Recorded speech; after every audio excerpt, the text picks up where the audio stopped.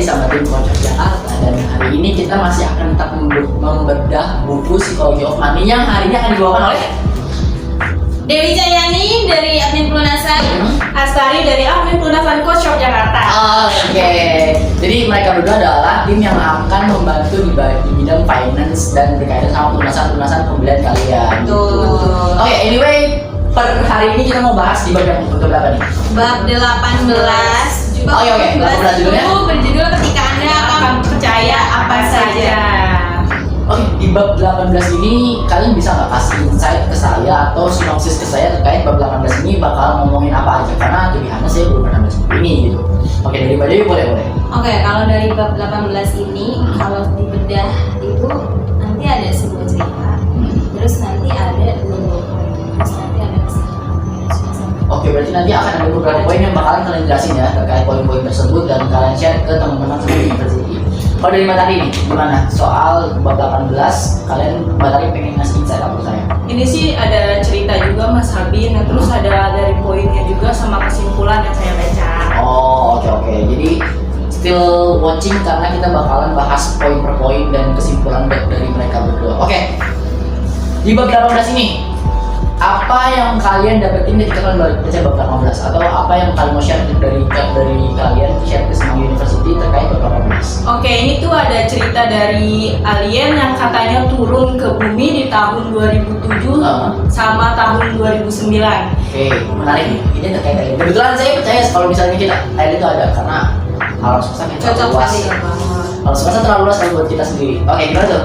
Di malam tahun baru 2007 itu alien ini tuh terbang ke arah Times Square, di mana dia melihat puluhan ribu orang berpesta ria dikelilingi cahaya terang, papan iklan raksasa, kembang api, dan kamera TV.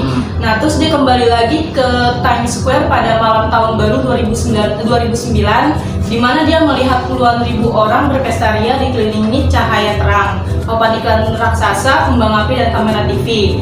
Tampaknya sama aja, cuman dia melihat perbedaan di mana jumlah orang di New York ini disebut kota hampir sama. Orang-orang dikelilingi bangunan kantor berjumlah yang sama, dengan meja berjumlah yang sama dan komputer berjumlah yang sama. Nah, terhubung ke koneksi internet berjumlah yang sama. Oke, di mana dia melihat perkembangan teknologi yang makin maju di tahun 2009 dan 2007 itu dia merosot di mana. Nah, di mana ini dia 2009 itu warga dari Amerika Serikat ini lebih miskin dari 16 triliun. Nah, yang 2007 itu dia lebih kaya, akan tetapi ekonominya dia itu nggak bagus kayak 2009 Mas. Jadi kayak roda perekonomiannya jauh lebih bagus 2007. Nah, lebih pesat di 2009. Oh iya, lebih besar di 2009, tapi orangnya lebih kaya di 2007. Iya, benar. Oke, kalau dari Mbak Dewi ada yang mau disampaikan nggak dari ini? Nanti saya bakal tanya kenapa poin tersebut bisa kejadian sih. Dari Mbak Dewi dulu. Mungkin kalau dari cerita itu, mungkin dari perkembangannya itu perkembangan zamannya tuh semakin modern. Iya, betul. Tapi Karena kita masa depan. iya, tapi untuk mengelolanya itu tuh nggak bisa gitu loh. Oke gini. Jadi mungkin orang-orang di sana makin maju, makin modern, tapi tingkat pengaturan ekonomi dan pengaturan finansial mereka nggak ikut maju dan nggak ikut modern kayak gitu ya. Oke, itu yang nyebabin si alien ini mandang kalau lebih maju di tahun 2007. oh, padahal dia itu direct ke depan ya, dia langsung ke masa depan, tapi malah ada kemunduran di situ.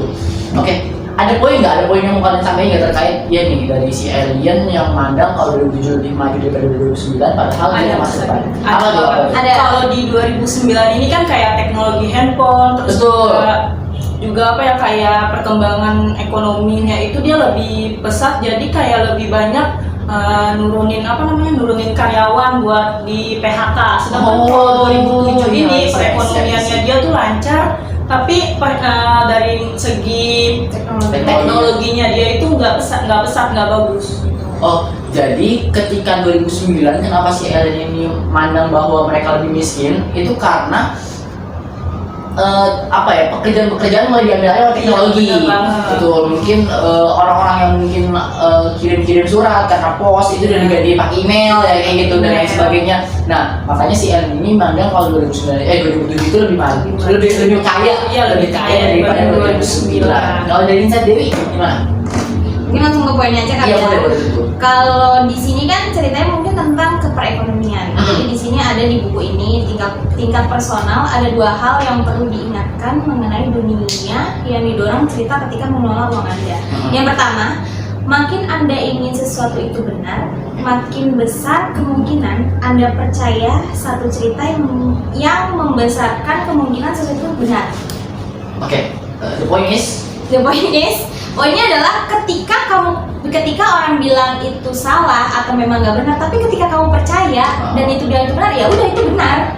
oh, ketika perspektif kita mengatakan itu benar, kita nggak akan care atau nggak akan peduli perspektif orang lain mengatakan bahwa itu salah. Karena perspektif kita udah menganggap itu adalah sebuah kebenaran. Benar, Begitu. ya lebih tepatnya begitu. Oke. Nah, di sini tuh ada cerita juga. Jadi dari dokumenter How to Live Forever mengajukan pertanyaan pada seseorang perempuan berumur 100 tahun yang memberi tanggapan. Ya.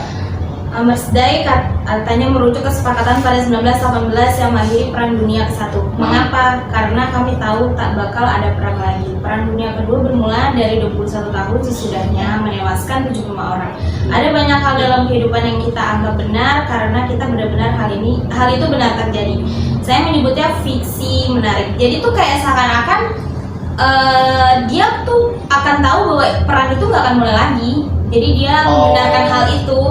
Jadi si orang tua ini menganggap bahwa nggak akan ada perang lagi setelah ini dan apa ya, stick to the opinion, dia memegang opini dia dan pokoknya menurut gua perang nggak akan ada lagi dan gua berpegang teguh sama opini tersebut kayak gitu. Tapi kalian in the real life ya, kalian pernah nggak sih relate sama cerita atau kalian pernah nggak sih, wah cerita ini ternyata yang membuat sama hal-hal yang waktu itu kejadian sama diri gue sendiri, entah di masa lalu atau entah di kejadian-kejadian yang sebelumnya pasti kalian pernah alami kayak gitu.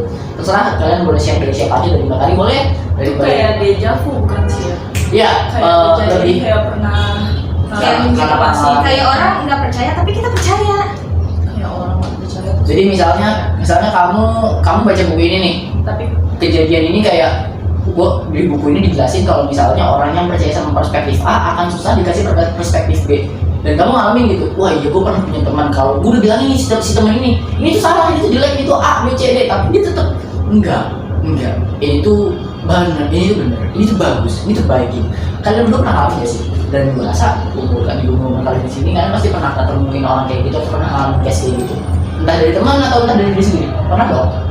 Pernah. Mbak Dewi pernah? Biasanya kalau dari buku Nah. ini tuh biasanya contohnya kayak kita percaya ramalan bintang, Oke, I see. zodiak, terus ramalan cuaca. Nah, Nah, itu iya, percaya itu salah satunya sih, Mas Amin. Padahal ramalan zodiak, ramalan bintang itu kan enggak, itu ya udah apa ya, waktu itu gue pernah denger nama psikologinya. Jadi semua orang itu senang diramal dengan hal baik. Misalnya gini, orang Aries adalah orang yang pemberani dan lain sebagainya. Semua orang akan senang ketika hal tersebut atau orang tersebut dibilang iya gue emang pemberani, iya opini tersebut benar, dan dikaitkan sama masa lalu mereka yang ini waktu itu di umur gue berani banget jadi gitu. Nah kayak gitu. Nah, Benar-benar. padahal itu sebenarnya cuma tipe psikologi, dan orang-orang yang kayak gitu adalah orang-orang yang menurut buku ini adalah orang-orang yang stick on the opinion, kayak gue megang opini ini walaupun opini tersebut gak ada dasarnya kayak gitu ya. Oke, itu poin bagus banget yang bakal di-share ke teman-teman Semanggi University. Oke, gue punya beberapa pertanyaan soal si alien tadi. Menurut kalian based on your opinion, menurut kalian si alien ini apakah apakah melihat hal tersebut sebagai sebuah kemunduran atau kemajuan? Karena justru jelas kemajuannya di bagian teknologi, tapi kemundurannya di bagian ekonomi. Menurut kalian apakah itu menjadi sebuah kemajuan atau kemunduran? kalau dari Elena sendiri itu kayak lebih kemunduran sih kayaknya Mas Adi. Dia Karena lebih suka di tahun 2009. 2007? Dia lebih suka 2007 maaf. Iya. Iya, lebih suka di tahun 2007 daripada 2009. Karena di mana itu dia di 2007 itu benar-benar kayak apa ya? Kayak ngeliat orang-orang euforia. Iya, lebih kaya gitu Kaya, ya. Iya, betul. daripada 2009 kalau menurut aku itu. Jadi itu adalah sebuah kemunduran dari perspektif aliennya. Iya, Gitu. betul. Kalau dari Mbak Dewi? Kalau alien sebenarnya ada di poin akhir sih. Misalnya Mbak Dewi alien nih, terus ngeliat wah 2007 ini oke Gue jadi banget. ngebayangin banget. Kayak misalnya di 2007 nih Mbak Dewi lagi ngeliat UFO. Times Square, wah Times Square itu lagi euforia, terus Mbak Dewi pulang lagi ke planetnya swing, terus datang lagi di 2009, Times Square, terus Sama aja ya. sama aja, tapi lebih teknologi lebih maju, tapi kok dia lihat wah kenapa orang pada masih miskin? Ya, sama aja. Iya, tapi jauh lebih miskin dan menurut Mbak Dewi itu sebuah kemunduran atau kemajuan? Teknologinya maju, orangnya mundur. Mundur karena dia kayak jalan di tempat. Oh iya benar, karena harusnya ketika masa depan itu maju kita juga harus maju. Tapi ini malah Iya, ketika kita maju, ketika masa depannya maju tapi kita tetap stay, itu sebuah kemunduran ya? Iya. Iya, itu sebuah kemunduran. Ketika kita apalagi kalau masa depannya maju, kitanya malah ikut mundur, malah ikut mundur itu jauh lebih mundur lagi kayak gitu. Oke, obrolan hari ini seru banget. Ini serius, obrolan hari ini seru banget. Tapi ini udah berapa menit sih?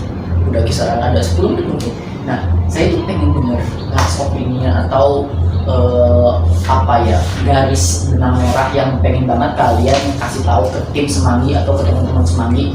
Ini loh, alien ini punya perspektif kayak gini yang pengen banget kalian sampaikan ke teman-teman pendengar atau teman-teman penonton kayak gitu. Apa? Ada di bab 18 di Iya. bagian terakhir. Yang pertanyaannya sama kayak Mas Abin. Iya. Namun bagaimana dengan alien yang berkeliling bumi? Oh iya betul, dia melihat banyak tempat dong. Iya. Terus Yang percaya dia tahu apa yang terjadi berdasarkan apa yang dilihat, tapi kenyataan sepenuhnya keliru karena dia tidak tahu cerita yang terjadi di dalam kepala semua orang lain. Oh. Dia adalah kita semua. Jadi perspektif kita kan beda-beda, cara pandang Iya. kita beda-beda. Nah itu alien itu kita. oh oke, jadi kita adalah alien yang nggak tahu isi kepala orang lain di luar sana. Dan kita adalah alien yang ini orang kayaknya kemarin jauh lebih hebat, tapi kenapa sekarang saya temuin jauh lebih buruk? Betul. Jadi kita sebenarnya adalah alien yang kita adalah alien yang kita nggak sadar sama isi kepala orang lain. Kita nggak sadar sama apa yang terjadi sama orang lain. Gue nggak tahu nih, misalnya di rumahnya Dewi lagi ada masalah A, B, C, D, tapi di sini gue ngeliat Dewi bahagia. Ya udah banget bahagia. That's it. Iya, benar. That's it. Kayak gitu. Tapi kalau misalnya pas kita tahu isi kepalanya Dewi di rumah ada A, B, C, D, dan D, kita nggak akan punya stigma Dewi bahagia. Iya. Nah kayak gitu. Oke. That's a good point Dewi. That's a good point. Thank you. Kalau dari Natali? Sama sih kalau aku dari Mbak Dewi juga. Karena kan kita nggak pernah bisa tahu gitu, nggak pernah bisa apa namanya isi dari pikiran kepala orang. orang. Kalau Iya. misalnya kita tahu, kita bakal kayak misalnya dia lagi sedih atau apa, nanti kan kayak kelihatan bahagia. Kalau misalnya kita bisa tahu dari pikiran orangnya dia lagi sedih, ya kita bakal menghibur. Iya, kita bakal tahu apa harus ngapain ya. Iya, harus ngapainnya. Jadi pada akhirnya kita sebagai manusia harus selalu ngertiin orang lain nggak sih? Iya benar. Kayak ya nggak semua orang yang ketawa itu bahagia dan nggak semua orang yang diem itu sedih kayak gitu. Oke, bab 18 yang cukup menarik dan ini sangat benar-benar ngebuka point of view baru. Kenapa? Karena ternyata kita semua adalah alien yang nggak tahu. Kita semua adalah orang sebuah alien, seekor apa ya? Kayak lebih Seonggok itu benda apa sih kayak sebuah sesuatu alien. Enggak, kita adalah alien. Yang Kita adalah alien. Betul. isi kepala orang Isi lain. kepala orang lain, isi hari-hari orang lain, dan pada akhirnya si alien harus memaklumi kalau misalnya ternyata kita emang benar-benar adalah yang nggak tahu apa-apa dan kita cuma tahu bagian luarnya aja atau biasanya aja. Oke, itu bagus banget. Terima kasih Mbak Tari, terima kasih Mbak Dewi. Ada lagi yang mau disampaikan? Ini cukup ya. Itu adalah poin yang bagus banget dari bab 18. Saya yakin tim Semanggi University dan para pendengar dari Semanggi University bakalan dapat poin yang mereka berdua sampaikan karena point of view-nya bagus banget. Terus kemudian penjelasannya rinci banget dan gampang dimengerti karena mereka berdua, saya akui mereka berdua adalah orang yang sangat pintar karena menjelaskan hal yang sulit dengan cara yang sederhana. Itu bagus banget.